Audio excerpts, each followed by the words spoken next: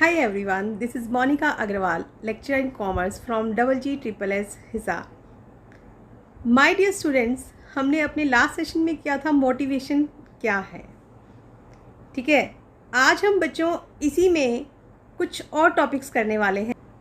Last episode में बच्चों हमने किया था मीनिंग, डेफिनेशन एंड कैरेक्टरिस्टिक्स। ठीक है, आज हम उससे आगे के पॉइंट्स चलने वाले हैं। आज हम बात करेंगे प्रोसेस के बारे में, मास्लो की नीड हरारे थ्योरी के बारे में पढ़ेंगे और टाइप्स ऑफ इंसेंटिव्स के बारे में हम पढ़ेंगे बच्चों। चलिए तो लेट अस स्टार्ट। तो बच्चों, मोटिवेशन का आपको अब तक मतलब पता चल चुका है कि मोटिवेशन क्या चीज़ है, किसे कहते हैं, है ना। याद है कि लोगों को इस ढंग से प्रेरित करना कि वो इच्छित ढंग से काम करवाने के लिए उन्हें प्रेरित करना कि जैसा हम चाह रहे हैं वो वैसा ही काम कर रहे हैं। लेकिन उसके लिए मैंने आपको बताया था कि हर इंसान की कोई ना कोई ज़रूरत होती है जिसके लिए वो काम करता है, ऐसा था ना। तो चलिए आज हम इसके प्रोसेस को पढ़ेंगे। इसे मोटिवेशन का प्रोसेस भी कहते हैं और इसको एक नाम और भी दिया गया है। क्या नाम है इसका? नीड सेटिस्फाइंग प्रोसेस, की आवश्यकता संतुष्टि प्रक्रिया। देखिए, सबसे पहले चलती कैसे है मोटिवेशन, आप कैसे कर सकते हो, किसी को कैसे आप प्रेरित कर लेते हो। सबसे पहले दिमाग में एक ज़रूरत महसूस होती है, हमारे हर इंसान के मन में होती हैं। कुछ हमारी सेटिस्फाइड होती हैं, कुछ हमारी ज़रूरतें तो कभी इंसान की ख़त्म ही नहीं होती हैं, है ना। तो मोटिवेशन की शुरुआत कहाँ से होती है बच्चों? मोटिवेशन की शुरुआत होती है अनसेटिस्फाइड नीड से। जो ऐसी ज़रूरत जो हमारी पूरी नहीं हुई है। अब जैसे हमारे दिमाग में आया कि ये हमारी ज़रूरत पूरी नहीं हुई है। अब जैसे फॉर एग्ज़ाम्पल क्या होगा कि कोई इंसान है, उसको पैसे चाहिए। अब पैसे किस लिए चाहिए? उसके पास किराए का घर है, वो अपना घर खरीदना चाहता है। अब वो क्या करे कि ज़्यादा पैसा वो कहाँ से लेकर आए? सोचने वाली बात है ना।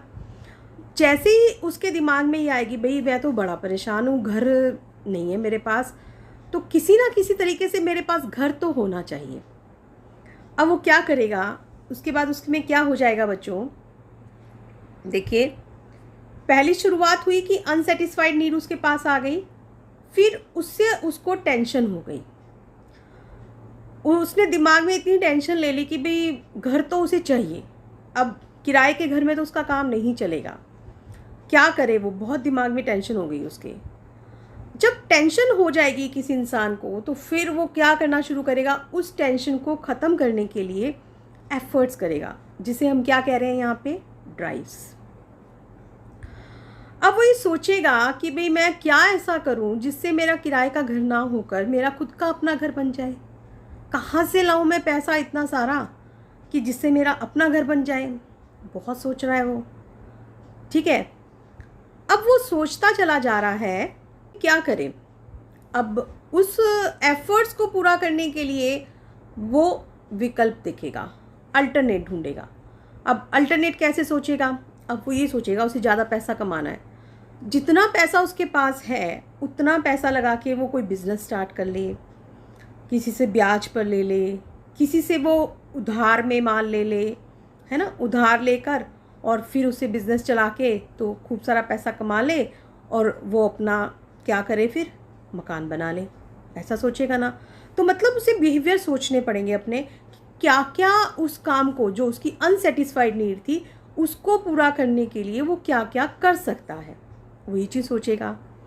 अब जब उसने बिहेवियर भी सर्च आउट कर लिए, उसने एक अल्टरनेट सोच लिया कि भाई मैं ऐसा भी कर सकता हूँ, ऐसा भी कर सकता हूँ, ऐसा भी कर सकता हूँ। 2-3 ऑप्शन उसके पास थे कि किसी के यहाँ नौकरी पर कर लिया, कुछ पैसा उसने या तो कुछ अपना थोड़ा सा छोटा मोटा बिजनेस शुरू कर लिया, कुछ उसने मार्केट से उधार उठा लिया, और ऐसा करके वो अपना क्या कर सकता है? नया बिजनेस ले सकता है ना। तो उससे क्या होगा कि अगर उसके एफर्ट सही बैठ गए तो उसकी नीड क्या हो जाएगी? सेटिस्फाई हो जाएगी। जब उसकी नीड सेटिस्फाई होगी, जब वो अपना मकान खरीद लेगा, यहाँ पे एक एग्जाम्पल जो मैं चल रही हूँ, वहाँ पे कोई भी चीज़ हो सकती है। जब उसका वो अपना मकान खरीद लेगा तो अब जो उसके दिमाग में टेंशन चल रही थी वो क्या हो जाएगी, अब कम हो जाएगी ना। तो इस तरीके से ये सारा का सारा जो था हमारा एक प्रोसेस जो था वो किस चीज़ का प्रोसेस था, मोटिवेशन का प्रोसेस था, कि जो कहाँ से स्टार्ट हुआ था, एक अनसेटिस्फाइड नीड से स्टार्ट हुआ, टेंशन में पहुँचा, टेंशन से ड्राइव में चला, ड्राइव से बिहेवियर में पहुँचा, उसके अल्टरनेट सोचे उसने और अल्टीमेट अपनी नीड सेटिस्फाई की, और फिर उसने क्या कर लिया, अपनी टेंशन को रिड्यूस कर लिया।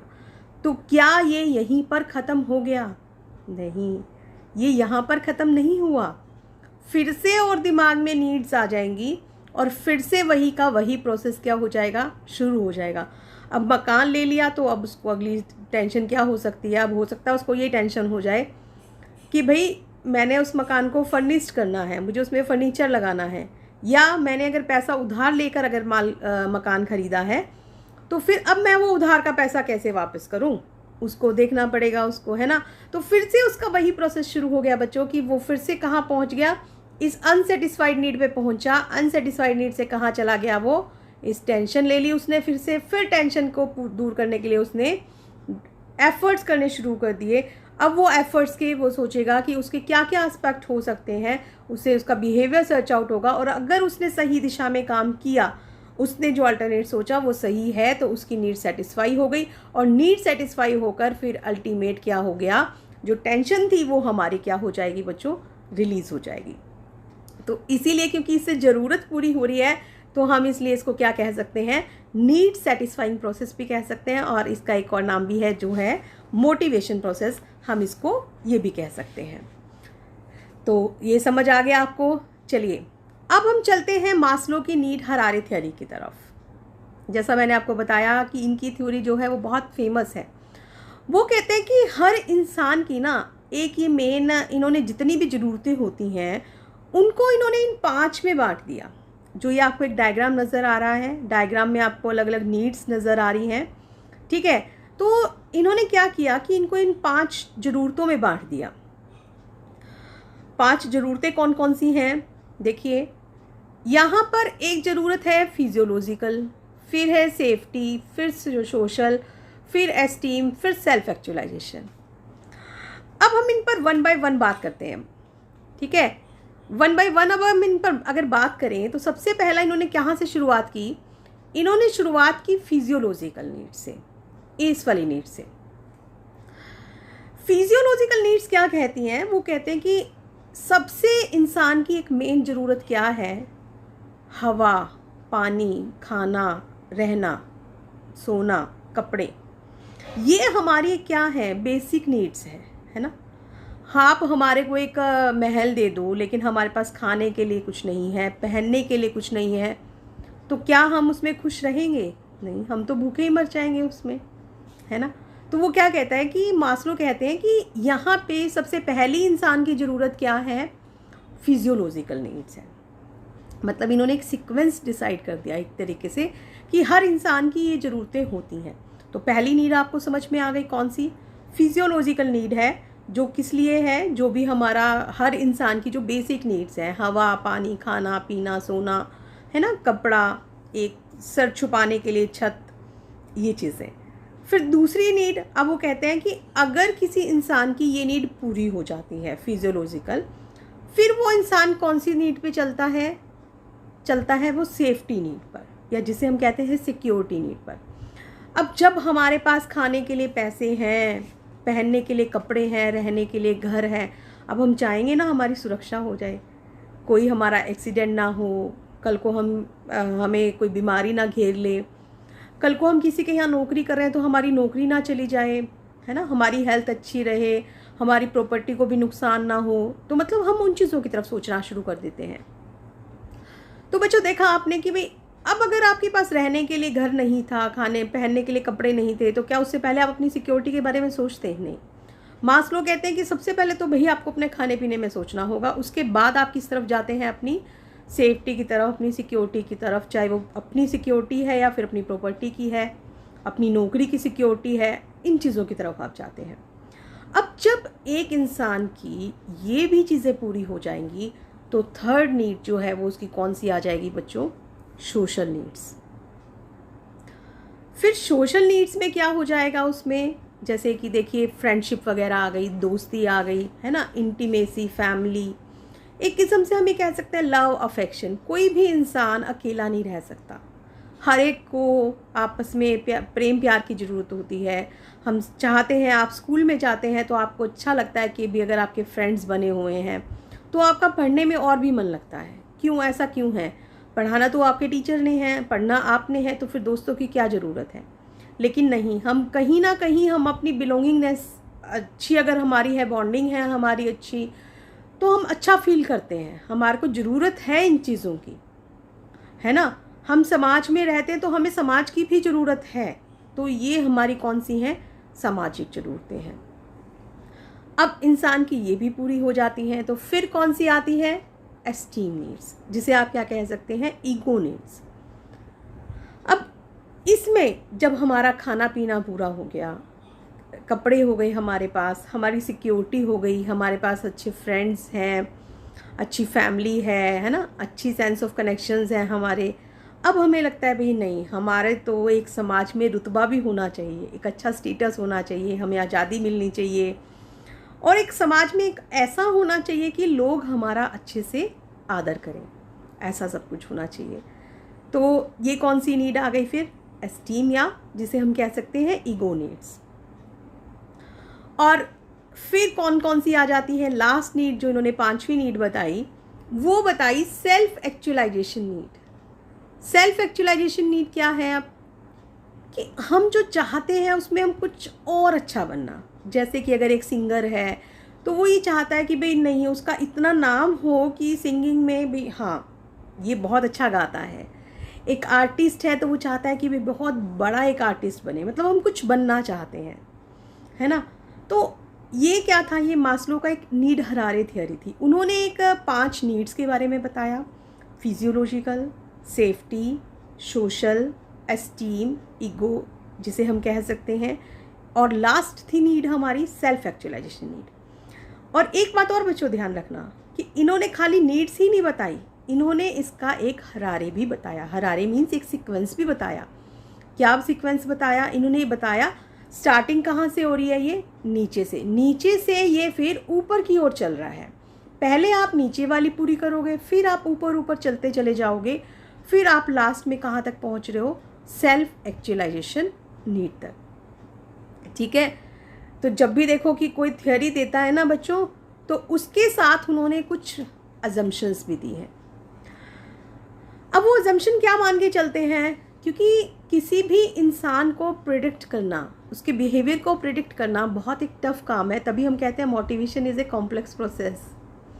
इंटरेस्टिंग चैप्टर भी है, लेकिन थोड़ा सा कहीं ना कहीं हल्का सा कॉम्प्लेक्सिटी भी है इसमें, है ना। चलिए, तो यहाँ पे फिर इसमें क्या चीज़ आ जाती है? अजम्पशन में इन्होंने क्या ली? उन्होंने कहा कि जो लोगों का बिहेवियर है वो उनकी नीड्स पर बेस्ड है। जैसी आपकी ज़रूरत होगी ना, आप वैसा ही बिहेवियर करोगे, ऐसा है।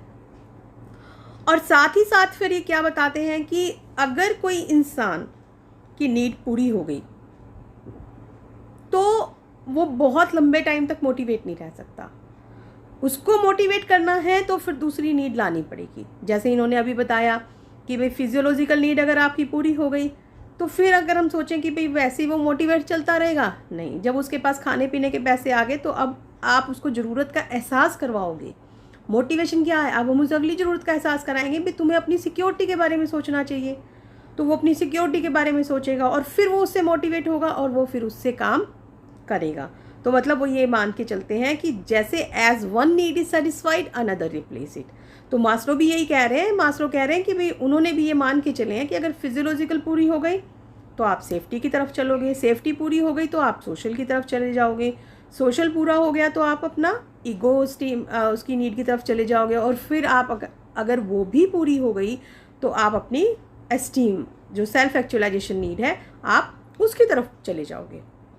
तो जब भी हम कोई थ्योरी लेते हैं तो हमें कुछ मान्यताएं माननी पड़ती हैं कि इन चीज़ों पे, क्योंकि चेंज होती रहती है सर्कमस्टांसिस तो, लेकिन फिर भी हम अपनी कुछ अजम्पशंस लेकर चलते हैं कि ऐसा ऐसा होता है, तो इनके बेसिस पर जो है ना ये मास्लो ये कह रही हैं।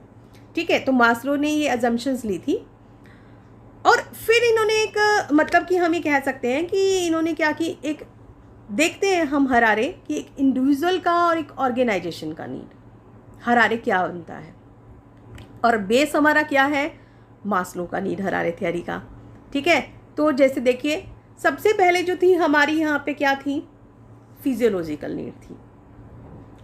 अब फिजियोलॉजिकल नीड में एक इंडिविजुअल की जो नीड अगर हम बात करते हैं तो बच्चों वो क्या हो गई, हंगर, भूख। सबसे पहली हमारी क्या चीज़ हो गई, भूख। ये एक हमारी इंडिविजुअल पर्सन की थी। लेकिन अगर हम ऑर्गेनाइजेशन से रिलेटेड देखें तो हमें तो ऑर्गेनाइजेशन के हिसाब से चलना है ना। ऑर्गेनाइजेशन के हिसाब से अगर हम देखते हैं तो हमारी क्या चीज़ हो जाती है, बेसिक सैलरी, कि हमारे को सैलरी कितनी मिलने वाली है, हम कितनी डिज़र्व करते हैं या हमें फिर कितनी मिल सकती है, हम उन चीज़ों को देखते हैं। जब हमारी वहाँ से इंडिविजुअल की जो नीड है, भूख शांत हो गई, तो हम क्या चाहते हैं कि हमारी इनकम की स्टेबिलिटी हो, कि जितना पैसा हम कमा रहे हैं भाई इतना तो कम से कम हम कमाएं। एक इनकम हमारी इतनी स्थिर हो जानी चाहिए कि हमें इतने एफर्ट्स में इतना मिलता रहे। भाई ये नहीं कि आज हमने काम किया, अब जैसे देखिए कुछ लोग हैं कहते हैं ना कि दिहाड़ी पे हम मजदूरी करते हैं, तो अब वो बेचारों को काम मिल गया, जिस दिन काम मिला तो उनके घर का चूल्हा जल जाएगा, जिस दिन काम नहीं मिला तो उनके लिए दिक्कत है। रोज़ तो नहीं पता कि कोई उनको डेली बेसिस पे बुला लेगा या नहीं बुला लेगा, तो स्टेबिलिटी नहीं बनती। तो फिर सेकंड वो चीज़ क्या चाहता है, स्टेबिलिटी। अब लेकिन ऑर्गेनाइजेशन में अगर हम दूसरी तरफ बात करें सेफ्टी वगैरह नीड की, तो वो चाहता है कि मैं सारी ज़िंदगी यहाँ के लिए काम कर रहा हूँ ऑर्गेनाइजेशन के लिए, लंबा ही सोच के चलोगे ना आप, तो फिर मेरे को फ्यूचर में क्या बेनिफिट होना चाहिए, फ्यूचर में मुझे कुछ पेंशन जो प्लान है वो मिलने चाहिए।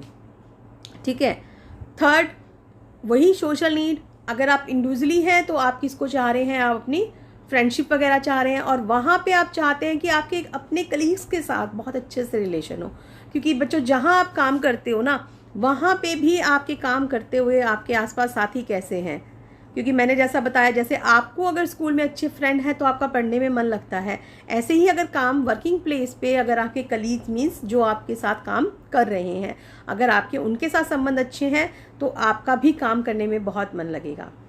फिर चौथा आपका यहाँ पे क्या आ जाता है, स्टेटस, कि आपका एक स्टेटस होना चाहिए, एक आपकी रिस्पेक्ट होनी चाहिए। तो ऐसा ही ऑर्गेनाइजेशन में भी होता है, जॉब टाइटल, कि अगर एक पहले कोई छोटे लेवल पे था कि जैसे लाइक पियोन था, अब उसे आप बड़ा बना दें, है ना, क्लर्क बना दें, फिर क्लर्क से आप उसे और हायर पोस्ट पे ले जाएं, तो जॉब टाइटल उसके लिए मैटर करता है। And the last was self fulfilment. अब ये सेल्फ फुलफिलमेंट में क्या चीज़ आ जाती है, सेल्फ फुलफिलमेंट हो जाता है बच्चों कि अपने आप को, जैसे मैंने अभी बताया था कि एक आर्टिस्ट है तो वो चाहता है कि मेरी एक अच्छे से नाम हो मेरा, तो ऐसा ही यहाँ पे ऑर्गेनाइजेशन में भी है कि अचीवमेंट ऑफ गोल्स जो हैं, ये इसका लास्ट सेल्फ एक्चुअलाइजेशन नीड, क्योंकि सेल्फ एक्चुअलाइजेशन तो ऑर्गेनाइजेशन के गोल अचीव होंगे तभी होगा ना, तो वहाँ पे सेल्फ एक्चुअलाइजेशन जो है उसका अचीवमेंट ऑफ गोल से है। तो बच्चों आपको आई होप समझ में आ चुका होगा अब तक कि हरारे हमारा क्या है। यहाँ पे हमने डिस्कस किया इंडिविजुअल का हरारे क्या है और फिर ऑर्गेनाइजेशन रिलेटेड नीड्स का हरारे हमारा क्या है। चलिए, अब कोई भी चीज़ 100% सही तो हो नहीं सकती है, तो कहीं ना कहीं मास्लो की थ्योरी के भी कुछ क्रिटिसिज्म रहे हैं। पहला क्रिटिसिज्म इसमें क्या रहा इनका, Harare of need is not always fixed. अब इन्होंने क्या कहते हैं कि भाई इन्होंने तो एक फिक्स क्रम बता दिया कि ऐसा ही होगा, पहले कोई फिजियोलॉजिकल होगा, फिर सेफ्टी चलेगी, फिर सोशल नीड होगी, और फिर एस्टीम, और in the last is self actualisation. लेकिन जब वास्तविकता देखी गई तो ऐसा पाया गया कि ज़रूरी नहीं है, ज़रूरत नहीं है कि हर एक का एक वही हो। कोई इंसान ऐसा हो सकता है कि जैसे ठीक है, अब देखिए किसी के पास खाने के लिए नहीं है तो वो क्या सोचेगा कि भाई मैं कुछ काम करूं। काम हालांकि कोई छोटा या बड़ा नहीं होता, काम सारे एक से होते हैं। हाँ, मांगना किसी से अगर आप भीख मांग के खाते हैं तो वो गलत है। तो अब अगर एक कोई इंसान है जिसको नहीं लगता कि वो काम नहीं करता तो वो किसी से मांग के खा रहा है, लेकिन नहीं, दूसरा इंसान एक ऐसा भी हो सकता है। अब मास्लो के अकॉर्डिंग तो क्या है कि वो अपना पूरा करेंगे जैसे मर्जी करके, है ना, लेकिन दूसरा एक इंसान ऐसा हो सकता है कि जिसके लिए सेल्फ रिस्पेक्ट बहुत मैटर करती है। वो भूखा मरना पसंद करेगा लेकिन वो किसी के आगे झुकना पसंद नहीं करेगा, या वो कुछ काम करना, अपने लेवल का काम करना पसंद करेगा। तो हरारे ऑफ नीड जो है ना यहाँ पे फिक्स नहीं है, जो कि मास्लो ने बताया था। दूसरा lack of direct cause and effect relationship between need and behaviour. मतलब अगर हम ये कहें ना कि एक सीधा सीधा जो कारण और परिणाम है, ऐसा ही कोई वो नहीं है कि भाई आपकी ये ज़रूरत होगी तो आप ऐसे रिएक्ट करोगे, ऐसा नहीं होता। यहाँ पे ये चीज़ की भी बहुत बड़ी कमी है। और तीसरी चीज़ क्या आ जाती है, level of satisfaction of particular need may differ from person to person. अब किसी इंसान की एक नीड पूरी हुई, वो किस तरीके से रिएक्ट कर रहा है ये अलग चीज़ हो जाती है। हर एक का सेटिस्फेक्शन लेवल अलग होता है, कुछ थोड़े में भी खुश हो जाते हैं और कोई ऐसे भी हो सकते हैं कि जिसको बहुत सारा कुछ मिल जाए तो भी खुश नहीं है वो। अब आप लोगों के मार्क्स ही ले लीजिए, है ना। अब किसी के कोई तो बच्चा 60% में भी खुश है, किसी के 90 भी आ गए तो भी वो खुश नहीं है, वो सोचता है मेरे 100 क्यों नहीं आए। तो नंबर तो लेने वाले आप लोग हैं, मेहनत भी आपने की है, लेकिन लेवल ऑफ सेटिस्फेक्शन अलग अलग है ना। तो ऐसा ही ऑर्गेनाइजेशन में भी होता है, वहाँ भी आपका क्या है बच्चों, लेवल ऑफ सेटिस्फेक्शन अलग अलग होता है। कोई नीड है उसमें कोई थोड़ी सी चीज़ में सेटिस्फाइड हो जाता है और कोई बहुत ज़्यादा हायर उस पर भी जाके जल्दी से सेटिस्फाइड नहीं होता है। ठीक है, चलिए बच्चों, तो अगला हमारा क्या आता है, इंसेंटिव। अब हम मोटिवेशन के लिए इंसेंटिव यूज़ कर रहे हैं, हम बार बार यही चीज़ यूज़ कर रहे हैं कि हम उसे एक विलिंगनेस उसमें क्रिएट कर रहे हैं, है ना। किस चीज़ के थ्रू हम उसमें क्रिएट कर रहे हैं वो विलिंगनेस। तो इंसेंटिव एक ऐसा काम है या हम एक ऐसा फोर्स कह सकते हैं कि जो किसी को काम करने के लिए प्रेरित कर रहा है, एक ऐसा फोर्स है। अब वो फोर्स हमारा कैसा हो सकता है कि जो हम उसे वेजेस के अलावा दे रहे हैं, मतलब जो उसको हम दे रहे हैं उसके अलावा कुछ और एक्स्ट्रा देना। ज़रूरी नहीं है कि वो मॉनेटरी टर्म्स में होगा, वो मॉनेटरी में भी हो सकता है और फिर नॉन मॉनेटरी में भी हो सकता है। और दे हम किस ले रहे हैं, ताकि वो किसी भी काम को बहुत अच्छे से करे, हम इसके लिए उसको दे रहे हैं ताकि उस काम को वो अच्छे से, बहुत अच्छे से उसको कर सके। ठीक है, जैसे पता है आपको कि हम एक इंसान चलता है तो क्या अगर एक पैर, एक लेफ़्ट होगा एक राइट होगा, दोनों पैर चलने के लिए ज़रूरत है या एक की ज़रूरत है। जैसे चलने के लिए अगर सही ढंग से हमें चलना है तो जैसे दोनों पैरों की ज़रूरत होती है ना बच्चों, ऐसे ही हमारे जो इंसेंटिव्स होते हैं वो भी दोनों ही तरीके से ज़रूरत होती है। चलिए, उसके टाइप से बात करने से पहले हम एक बार बात करेंगे इसकी नीड की, कि ज़रूरी क्यों क्यों है ये। ज़रूरी है बच्चों कि इससे एक तो प्रोडक्टिविटी हमारी बढ़ जाएगी, क्योंकि आप काम करोगे अच्छा, आप उनको बता दिया आपने कि भाई हाँ आपको इस तरीके से काम करना चाहिए, तो आपकी ये ज़रूरत पूरी हो जाएगी। तो फिर उससे क्या होगा कि आपकी वो काम अच्छा करेगा तो उससे प्रोडक्टिविटी क्या हो जाएगी, इंक्रीज़ हो जाएगी। टू ड्राइव और अराउज स्टिमुलस वर्क, जो काम करने के लिए वो एक पूरा फोर्स एफर्ट्स लगाएगा अच्छे से। To enhance commitment in work performance, उससे क्या हो जाएगी हमारी, वो अपने काम को अच्छा करने के लिए पूरा एक कमिटमेंट भी अपने अंदर से बढ़ा लेगा, है ना। To psychologically satisfy a person which leads to job satisfaction, जब आप एक मानसिक अगर आपको शांति है ना तो आपको जॉब में भी सेटिस्फेक्शन मिलेगी। जब आप अपने दिमाग से सोच के चल रहे हैं कि भाई हाँ हमने बहुत अच्छा काम कर लिया है, हम बहुत अच्छे से काम करेंगे ताकि हमारी ये नीड पूरी होगी, तो वहाँ आप अपनी जॉब से, जब आप एक खुश होकर काम करते हैं ना तो जॉब सेटिस्फेक्शन तो हमेशा अपने आप आ ही जाती है। टू शेप द बिहेवियर और outlook of subordinate towards work, अब यहाँ पे फिर क्या चीज़ हो जाएगी कि जो हमें देना है कि बिहेवियर को शेप देना है हमें यहाँ पे, कि जो काम के लिए उनका जो शेप है वो एक अच्छा सा हो, कि वो पूरे अच्छे से करे। To inculcate zeal and enthusiasm towards work, मतलब वो पूरे उत्साह के साथ, एक पूरे एंथुजियाज्म के साथ काम करें। हम इस इंसेंटिव का ये फ़ायदा हो जाता है। And the last is to get the maximum of their capabilities so that they are utilised maximally, means उससे हमें फिर फ़ायदा और एक और क्या मिलता है कि जितनी उनके अंदर क्षमता है ना वो उसका पूरा का पूरा यूज़ करते हैं।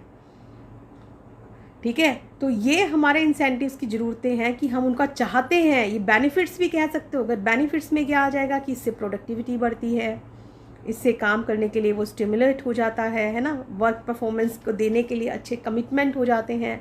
और नीड क्या है, इससे हम ये बढ़ाना चाहते हैं।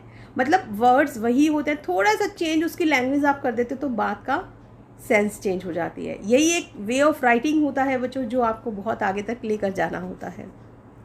चलिए, तो नेक्स्ट हमारा आता है टाइप्स ऑफ इंसेंटिव्स। दो तरीके के बच्चों हमारे टाइप हैं, एक मॉनेटरी इंसेंटिव, दूसरा है हमारा non monetary incentive. Monetary incentive क्या है? जो मनी की टर्म्स में है, जो पैसे के लिए दिया है, मतलब अदर देन अगर आप सैलरी दे रहे हैं, that is monetary incentives. And जो नॉन मॉनेटरी टर्म्स में है, that is non monetary incentives, like recognition आपने उसको दे दिया है, तो वो हमारे क्या हैं? Non monetary incentives. जैसा मैंने अभी बताया आपको, एक इंसान को चलने के लिए दोनों पैरों की ज़रूरत है, लेफ़्ट भी ज़रूरत है, राइट भी ज़रूरत है। अगर एक नहीं है ना, तो वो हैंडीकैप्ड हो जाता है, सही से चल नहीं पाता। ऐसा ही एम्प्लॉयज़ के साथ है कि अगर जब आप उसे इंसेंटिव देते हो ना, तो खाली पैसे का नहीं, मॉनेटरी भी देना पड़ता है, प्लस आपको नॉन मॉनेटरी भी देना पड़ता है। दोनों तरीके के आपको देने पड़ते हैं। ठीक है, चलिए आइए वन बाय वन हम इन पर बात करते हैं। सबसे पहले हम बात करेंगे मॉनेटरी इंसेंटिव्स की। अब मॉनेटरी इंसेंटिव में बच्चों सबसे पहला हमारे पास क्या आ जाएगा? पे अलाउंसेस, पे एंड अलाउंसेस। अब यहाँ पे क्या है कि आप उसकी पे बढ़ा दें। आप कहते हैं कि भाई आप अच्छा काम करोगे तो हम आपकी सैलरी बढ़ा देंगे, या हम कुछ आपको अलग से अलाउंसेस भत्ते दे देंगे अदर देन जो सैलरी आप देते हैं। जिसे आपने सुना होगा बच्चों, डीए है ना, डीएनएस अलाउंस, महंगाई भत्ता, जो महंगाई बढ़ने के साथ साथ दिया जाता है। तो वो हमारा क्या है? मॉनेटरी इंसेंटिव है। इसी के साथ साथ फिर हम किस फॉर्म में दे सकते हैं बच्चों? हम दे सकते हैं बोनस में। अब आप पैसे के अलावा, जैसे आजकल बहुत चलता है कि भाई पैसे के अलावा अगर आपने दिवाली पे दे दिया, कि दिवाली बोनस के नाम से दे दिया, कि कुछ उसको, एक इंसान 20,000 रुपये महीना कमा रहा था, अब 20,000 में आप कहते हैं कि नहीं 1,000 रुपये आपको बोनस दिया जा रहा है, आपने काम बहुत अच्छा किया है। तो अब वो इंसान सोचेगा ना कि भाई मैंने काम अच्छा किया, मुझे 1,000 रुपये एक्स्ट्रा मिले, जहाँ 20 मिल रहे थे वहाँ 21 मिले हैं, तो वो अगली बार काम को और भी क्या करेगा? अच्छे से करेगा। फिर क्या कर सकते हैं? Third, profit sharing. हम वर्कर्स को ये भी बोल सकते हैं कि भाई हम तुम्हें लाभ में हिस्सा देंगे, सैलरी तो देंगे ही देंगे। जैसे 20,000 रुपये कमा रहे हैं तो 20,000 रुपये तो आप देंगे ही देंगे, लेकिन अगर कंपनी को ज़्यादा प्रॉफिट्स होते हैं तो कंपनी के प्रॉफिट्स में से भी हम क्या करेंगे? हिस्सा देंगे। उससे क्या होगा कि वो और मोटिवेट हो जाएगा, भी उसको काम और अच्छा करना करेगा, कि भी कंपनी को प्रॉफिट होगा तो अल्टीमेट उसको भी प्रॉफिट हो जाएगा, है ना। तो वो काम को क्या करेगा? और भी अच्छे से करेगा। एक होता है को पार्टनरशिप। को पार्टनरशिप क्या है? को पार्टनरशिप है, जैसे एक किस्म से हम ये कह सकते हैं वर्कर्स पार्टिसिपेशन इन मैनेजमेंट। एक तरफ तो हमने लाभ में हिस्सा दिया, दूसरी तरफ हमने उसे कंपनी में ही पार्टिसिपेशन करा दिया, कि हमने उन्हें पैसे नहीं लिए लेकिन कंपनी के शेयर्स दे दिए, है ना। तो वो काम में हमने उनसे पूछा कि भाई ये काम कैसे करोगे आप, और किस तरीके से आपका चल रहा है। उनके जो कुछ बातें अगर हमें अच्छी लग रही हैं, डिसीजंस लेने में हमें अच्छा लग रहा है उनका डिसीज़न, हम वो अप्लाई कर सकते हैं। तो उन्हें भी बहुत अच्छा लगता है, भाई नहीं हमारी बात मानी जा रही है। तो वो को पार्टनरशिप हो गई कि उन्हें एक्स्ट्रा बेनिफिट भी मिल रहा है। जब आप उनके पास शेयर्स है तो डिविडेंड तो मिलेगा ही मिलेगा, प्लस उनका मैनेजमेंट में भी पार्टिसिपेशन हो रहा है। तो मॉनेटरी भी हो गया और नॉन मॉनेटरी भी हो गया। फिर एक रिटायरमेंट बेनिफिट्स। अब एक इंसान ने सारी ज़िंदगी आपके लिए काम किया है, अब जब रिटायर होने का टाइम आ गया, जब वो काम करने के लायक, रिटायर तो तभी किया जाता है ना, कि ये मान के चलते हैं कि इतने साल के बंदे काम नहीं कर सकते हैं, तो जब उसका काम कम, क्योंकि एनर्जी देखिए, जैसे बच्चे होते हैं तो उनमें एनर्जी ज़्यादा होती है, जैसे जैसे बड़े होते जाते हैं एनर्जी लेवल भी क्या हो जाता है? कम हो जाता है। तो और ज़्यादा बड़े होंगे तो एनर्जी लेवल कम हो जाएगा। तो जब उसने अपनी एनर्जी थी तो उसने सारा ऑर्गेनाइजेशन को दिया, अब उसके पास एनर्जी नहीं रही तो उसको रिटायरमेंट पे वो खाएगा कैसे? तो कंपनी को वहाँ पे भी तो उसको बेनिफिट्स देने चाहिए। तो जैसे ग्रेच्युटी है ना, पेंशन है, वो इस फॉर्म में इनको दे देते हैं। एक इसी तरीके से आता है वेज इंसेंटिव। वेज इंसेंटिव्स क्या होते हैं? ये प्रोडक्शन के साथ जुड़े होते हैं। जैसे टेलर के अगर आपको ध्यान होगा सिद्धांत थे, उन्होंने एक दिया था हाई रेट लो रेट प्रोडक्टिविटी। उन्होंने कहा कि क्या करो, आप काम का एक स्टैंडर्ड फिक्स कर दो। अब मान लो कि भी एक आपने कहा कि एक आदमी एक दिन में 10 यूनिट किसी चीज़ की बना सकता है, ठीक है। अब कोई आदमी अगर 10 से कम बनाता है तो उसे लो रेट के हिसाब से वेजेस दे दो, लेकिन अगर कोई इंसान 10 से ज़्यादा यूनिट बनाता है, बेशक वो एक ही ज़्यादा क्यों ना बना रहा हो, तो उसे हाई रेट से वेजेस दे दो। तो अब उस इंसान को ये पता भी, हाँ काम भी अच्छा होना चाहिए। अब एम्प्लॉय को ये पता है मैं ज़्यादा यूनिट बनाऊंगा तो मेरे को ज़्यादा काम पैसे मिलेंगे, वेजेस तो मिल ही रही है प्लस एक हाई रेट से मिल रहा है, तो वो उससे खुश होकर और क्या करेगा, काम करता है। और मॉनेटरी में ही जो लास्ट है हमारा वो है परक्यूजिट्स। परक्यूजिट्स क्या होते हैं? परक्यूजिट्स होते हैं जो जॉब के स्टेटस के कारण है, जो हमारी पोजीशन है। अब जैसे कोई कंपनी का मैनेजर है, कंपनी अपने मैनेजर को एक बंगला दे देती है, घर दे देती है रहने के लिए, किराया भी नहीं लेती, गाड़ी दे देती है उसका भी किराया नहीं लेती। तो ये क्या चीज़ है? ये परक्यूजिट्स हैं। तो फ़ायदा तो है ना उस चीज़ का। अगर आप खुद किराए का घर लेते या खुद का घर लेते तो आपका पैसा लगा हुआ था उस पर, या आपको रेंट देना पड़ता, लेकिन अब आपको जो कंपनी है वो आपको फ्री में दे रही है। तो उससे आप सोचोगे ना कि आपकी पोजीशन जो है वो और बढ़ जानी चाहिए ताकि आप काम और अच्छा कर सको। जब काम आप अच्छा करोगे तभी तो आपकी पोजीशन बढ़ेगी। तो ये तो थे हमारे कौन से? Monetary incentives. अगले आते हैं बच्चों हमारे non monetary incentives. Non monetary incentives में जैसे हमारे बहुत सारे हैं, जैसे स्टेटस। अभी मैंने आपको बताया कि स्टेटस मैटर करता है। एक पियोन है, एक क्लर्क है, एक उससे ऊपर है ना। तो आप जैसे जैसे स्टेटस बढ़ाओगे तो उसे लगता है भी नहीं मेरे को अच्छा लगेगा, तो काम वो अच्छा करता है। ऑर्गेनाइजेशन का क्लाइमेट भी जो होता है ना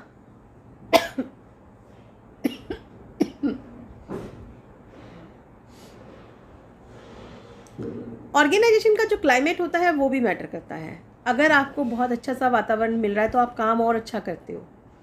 तो यहाँ पे ये भी एक नॉन मॉनेटरी इंसेंटिव है कि आपको अच्छी फैसिलिटीज़ दी जा रही हैं।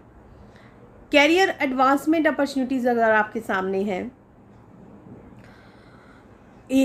कई कंपनीज जो होती हैं वो एम्प्लॉइज़ रिकॉग्निशन प्रोग्राम्स चला देती हैं, जैसे कि कंपनी मतलब कि इस इंसान ने बहुत अच्छा काम किया है तो एक बोर्ड लगा कर कि हमारे जैसे स्कूलों में होता है ना कि बच्चे अगर अच्छे बच्चे हैं, जो टॉपर्स बच्चे होते हैं उनके नाम हाईलाइट कर रखे होते हैं, है ना। तो ऐसे ही कंपनी अपने एम्प्लॉइज़ का कि जो बहुत अच्छा काम करते हैं उनकी जो फ़ोटोज़ है या उनके नाम है जो बोर्ड पे वो एक लिख देते हैं, तो उससे उनकी पहचान बन जाती है।